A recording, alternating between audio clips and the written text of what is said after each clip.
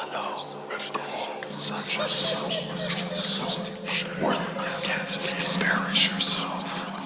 and welcome back to Behind the Blood. I would just like to drop a quick apology for people that have been watching. That there hasn't been any activity for the last couple of weeks, but unfortunately, it wasn't plausible to make any videos whilst being ill. But you know, thank God I'm back, and let's get into it. So this time we are going to Ukraine.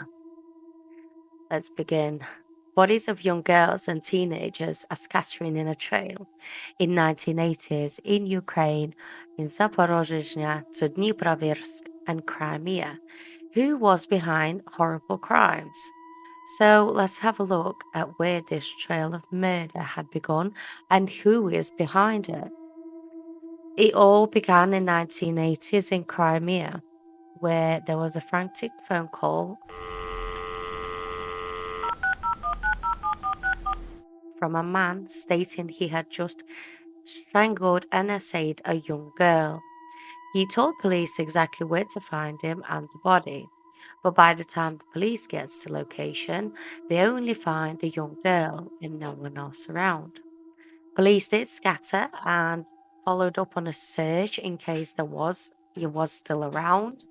They even had dogs out and there was nothing at that point. But unfortunately, that was a beginning of a serial killer on the loose for a very long time. We have learned then later on the killer had moved to Pavlograd and carried on his spree of pain and suffering to others. He had attacked a young girl that was only 10 years old. She was on her way to her music class on 31st of October 1984. She was dragged into an old oil production warehouse where she had been strangled and also essayed. The killer even taken souvenirs from this little girl, such as her notepads for school and also her watch. The serial killer carried on with his spree with killing many of teenagers and children, all of being girls of very young age. And unfortunately, this at the time led to arrests, like not the rightful arrests, the wrongful arrests at the time, especially since it involved children. Police wanted to put somebody behind the bars very fast. So to put the public, at the ease basically, and to show that they are doing their job. But unfortunately, as we later on learned, 11 men were wrongfully arrested, and some have died due to this as well. And unfortunately, police never administered any sort of apologies to the families and, to the people that they have wrongfully arrested either. At the time, police did use brutality. They beaten people to get the fake confessions out of them. They threatened to kill their family members for them to, take it, just to say, basically, say you've done it and we're not going to hurt you. And unfortunately, back at that time, it was very common practice. It was just unfortunately normal. But have they really more so probably looked into it properly? And if they had like a better, um, like management system to it, maybe it would have gone a bit better. But unfortunately, it's like anywhere, these things do happen. And, it costs a lot of young girls' lives. One of the wrongfully arrested men was a father to the girl that was found. So never mind that you already are, you're already in mourning and somebody comes in and arrests you and says, it was you. It's horrible. It was horrible. One of the um, people that was also wrongfully arrested was an uncle of the girl that was found. And he was himself only, I believe, 16 or 14 at the time. And luckily for him, he was playing with police officers, like local police officers football, like literally 5 minutes before he found his niece on the beach, dead. Of course, excuse me, I'm still a bit ill. um, yeah, and it still took them 4 years to turn around and release him, but they never had no apology or anything. He said it in an interviews that he had with people later on when they actually caught the serial killer, how damaging it was to him in every single aspect, how much of his life he had lost, them teenage years, like all that time. He just said himself in one of the interviews that he's just damaged. He can't describe himself as anything else other than that. um they did actually have the forensic testing as well, but their gathering of evidence wasn't that great either, unfortunately. But they did have some, but most of the time they didn't really look into it properly, which, of course, unfortunately led to many lives being also ruined because of this. And one of the things what had happened as well with one of the guys that got arrested for a murder of a young girl is he was on a death row, and he was executed by a firing squad as well. And then there was one of the 11 men who was wrongfully arrested. He was basically like a man who basically lived down the road from where they found the victim, and they believed it was him just because of basically they found grey hair on the girl, and he had grey hair. That was their thing. That was their go-to thing. They didn't actually looked into the fact that he was working that day or anything like that. Like, he just went out that he is. And what he did is, because basically he left he had you know unalived himself when he was in a cell, and he did leave a note to say he knows exactly what happens in prisons when people go down for harming children or murdering children.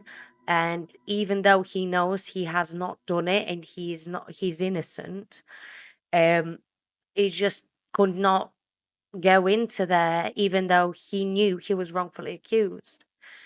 Which, unfortunately, is horrible as it is. Like, there's murders of these young teenagers, young women, children, and people are getting blamed left, right, and center, and the serial killer is just running around, having a great time. I mean, these killings of children and teenagers just had carried on for nearly 25 years. And, all these men were getting arrested instead of the serial killer. And it's sad, really, like how horrible that had gone for a lot of people in all of this. um and also what they had found later on, that they had actually questioned the serial killer several times, yet he managed to bribe his way out every single time because it was that easy. He was, whenever he had interviewed, he would come in, he'll be like, nope, wasn't me. There you go, there's some money. See you later. And he would go. He would leave, and they would not question him again until there would be another murder. And then he would get brought in by a different guy, for example, and then he would pay off that guy and the next guy and the next guy. This killer became so arrogant because he was just like, I know my way out.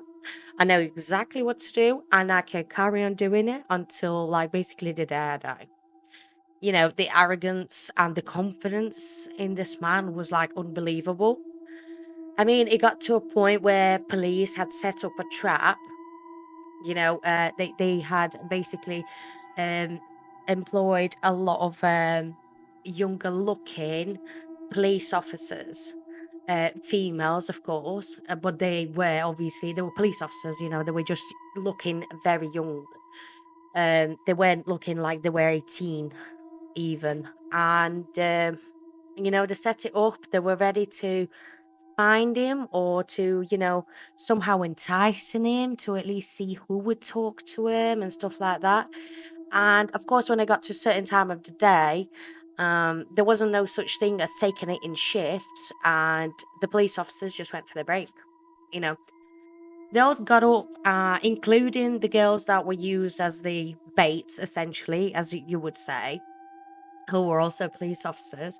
They all got up and went on the break. And at that time, in the midst of that break, the serial killer knew exactly where they were, when they were going to come back, how long it was going to take them. And in that time, he managed to murder, find a girl and murder her and leave her in the middle of the trap they had set up. So by the time they come back, you were rubbing their faces in their incompetence of catching him. You know, and that is just crazy when you think about it. Like, how much more arrogance can you have? I mean, and we know serial killers don't really feel anything and that, but this one, he was just, he felt like, the god is his judge sort of thing, like nothing will, he's not scared of anything basically. So, but of course, the more arrogant the serial killer gets, the sloppier they get. And, his arrogance will be his downfall eventually. And then, after all that, so you got to think this is going on for nearly 20 years, nearly 25 years. You can imagine how horrible it was for everybody involved, of course. And then, luckily, on his last ever killing in 2005, he was lucky that there was a proper onlooker around who was keeping an eye on people around, basically. It was a really nice day on the beaches and lakes, so a lot of people were fishing, and that also meant a lot of kids were playing. They were in the water, on the beach, they were all friends out, there was no parents about as such, you know what I mean? They were just like, their parents probably were at work. And, nothing out of ordinary. But luckily, one fisherman noticed a man that came out of nowhere to these group of kids, and he seemed like overly friendly. And he couldn't just put his finger on it. Like he said, like it didn't seem like he was anything to these kids. Like, he said, but he couldn't exactly hear everything, so he thought maybe, because he seemed friendly, they were playing, nothing seemed to be too out.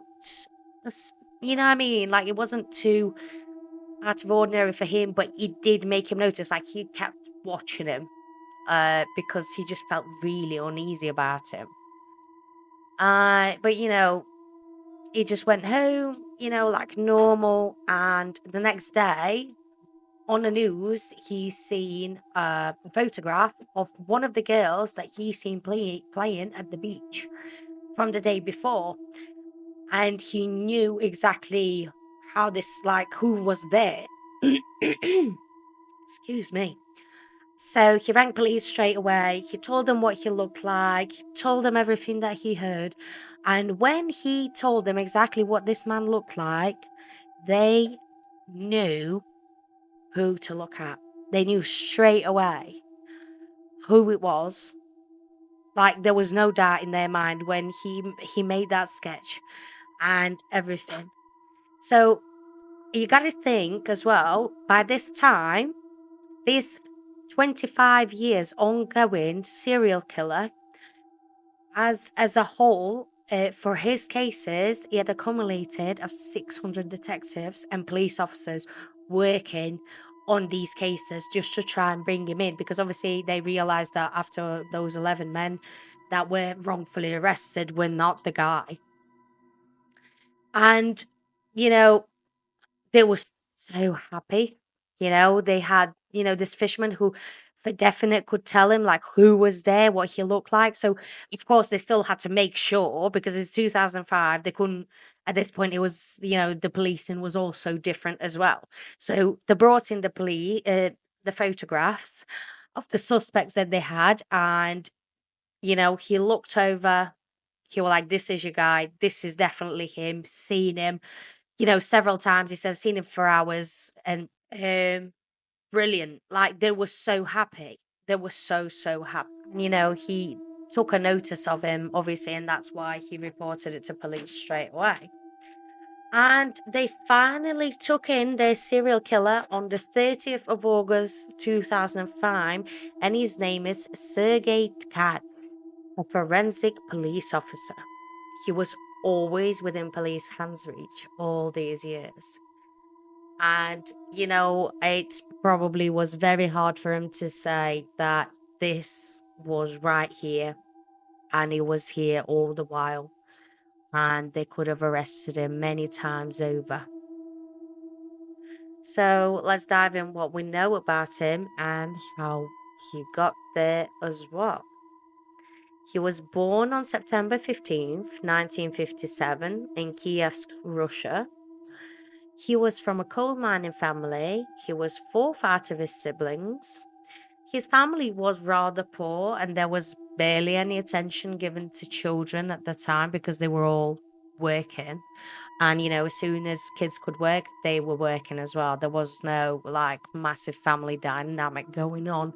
It was more so like, we need money. We are in essentially like nearly poverty. And when he grew up, he decided, he was getting to the point of, doing things better for himself. And also, when he was growing up, he was actually quite a sickly and frail figured child. He got bullied quite a lot by other kids and his siblings. So when he got older, he started doing weightlifting and build muscles.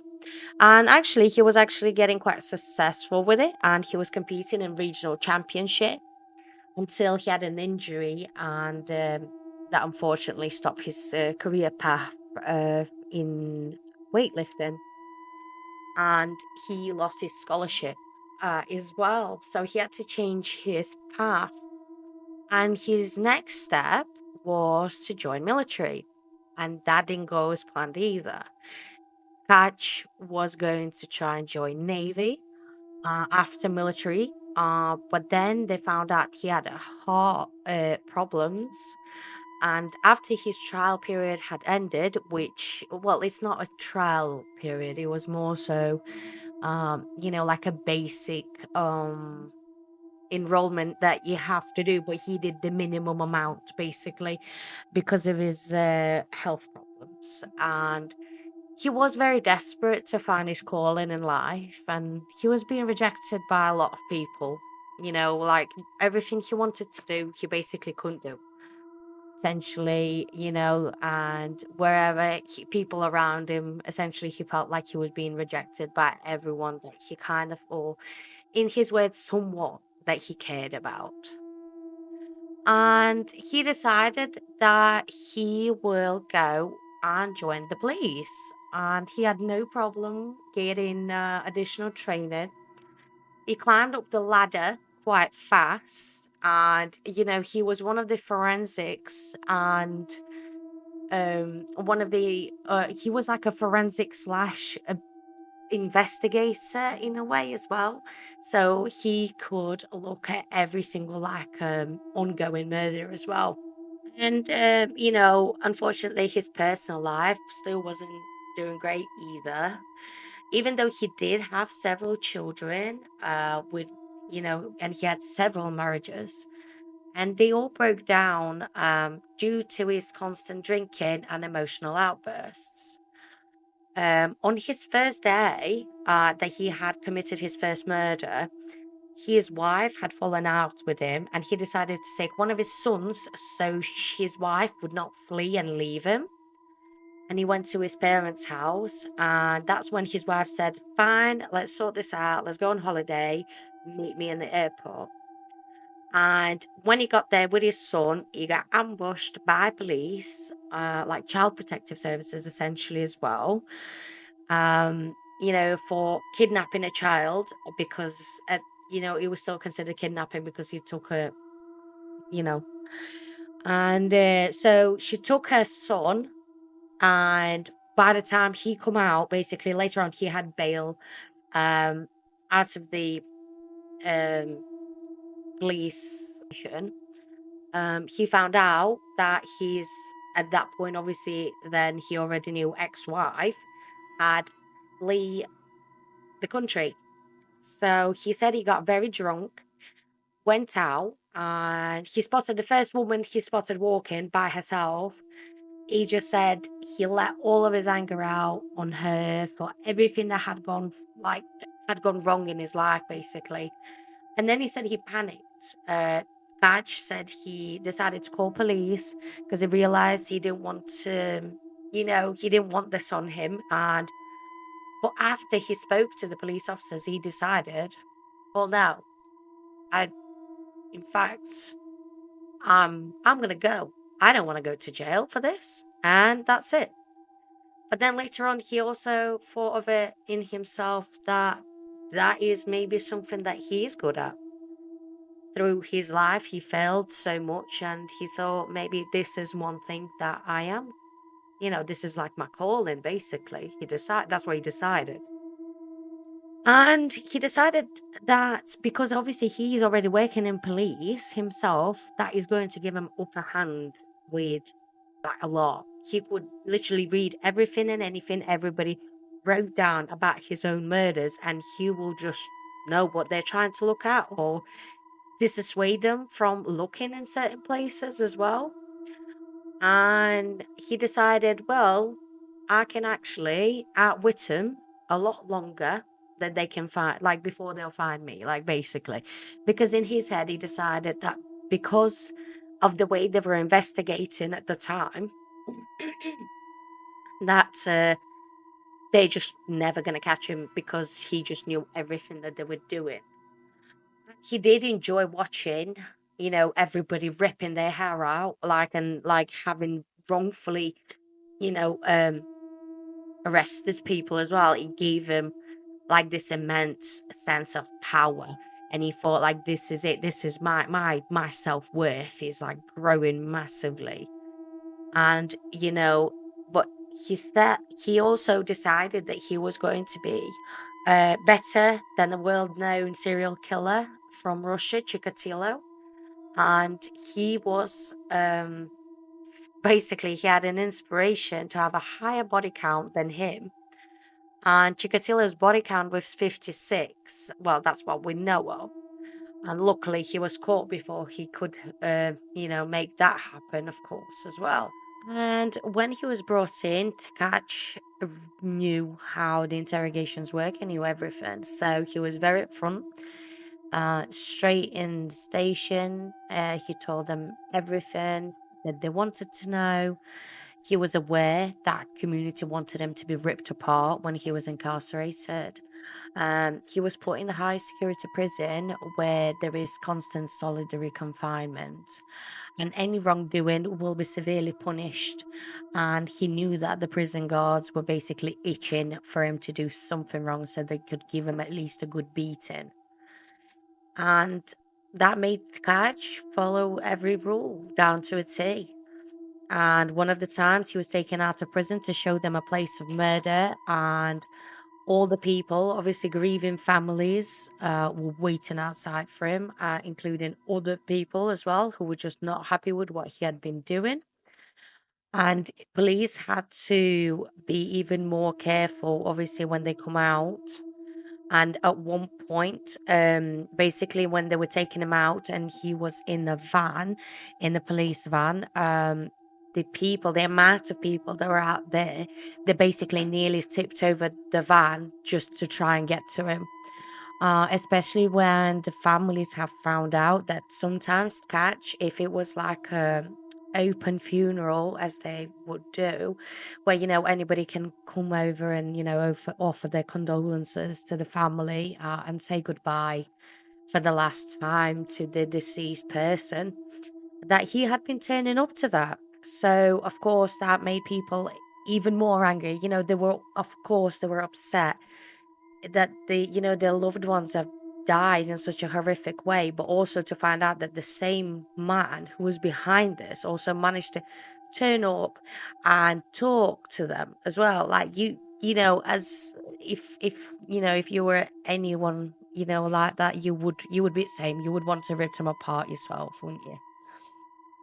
And he did have a psychological evaluation done to make sure he can stand trial. And even though the doctor said that he was a narcissistic sadist who had to become the best at being a killer and using all resources at hand to take away the pride from the others, to prove to them that he was better than any of them and basically all of them put together, he was deemed sane at the times of the killing, even though Takachi was trying to say that he only murdered when he was drunk and it was rage induced murders. And but there was also experts that were looking at the murder scenes and everything, and they were saying no, this was meticulously thought through and it was planned down to the smallest detail, even including to killing near the railroads, as railroads were treated with kerosene at the time and that would throw dogs off the scent. So as you can tell, it's definitely well thought through, and you can't say it was heat of the moment thing. And but he did try and say that several times. And unfortunately, killers like that, they do quickly gain a lot of popularity, and he did. And people around the world were all consumed by what he's done, how many people he has killed. He had several interviews. Takachi even tried to sell his own biography with all the murder details included to an American writer for $3 million. And he said the money would go to his children between the victims as a compensation.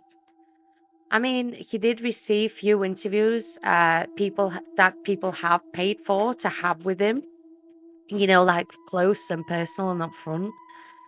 And later on, at one point, interviewers have found out that Takachi had found himself a wife. He's an incarcerated serial killer, and she was 40 years younger than him, and she married him. She said to the interviewers that when she first seen his photograph on the news, she was just 16 years old. She knew she wanted to get closer to him, and even though she knew what he had done, she even went as far as to say she would have helped him hide the bodies if he would have found her earlier. I mean, I think that girl really ought to go and see a doctor herself, really. Anyway, Patch ended up being prosecuted for 37 murderers, but the real number is unknown to anyone, unfortunately. Because he did try to tell people that there was more, but there was no evidence to support his claims, and there were no bodies found either to the locations he had pointed out, saying that this is where there was another body, you just never found it. But there's still speculations even now that maybe his number was a lot higher, but we will never know. He was sentenced to life in prison in the highest security place that we spoke about earlier. That's where he was, where it's solitary confinement to all hours, basically 24/7, for the rest of his life. And he decided that he would spend the rest of his life basically like a dog in a box, like some sort of wild animal, like in their eyes they said that he had to. He actually ended up having a child with his last wife, whose name was Elena, and he finally had passed away in 2018 from a heart attack.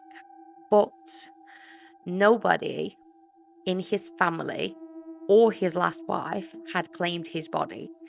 He was placed in a general grave that was designated for criminals.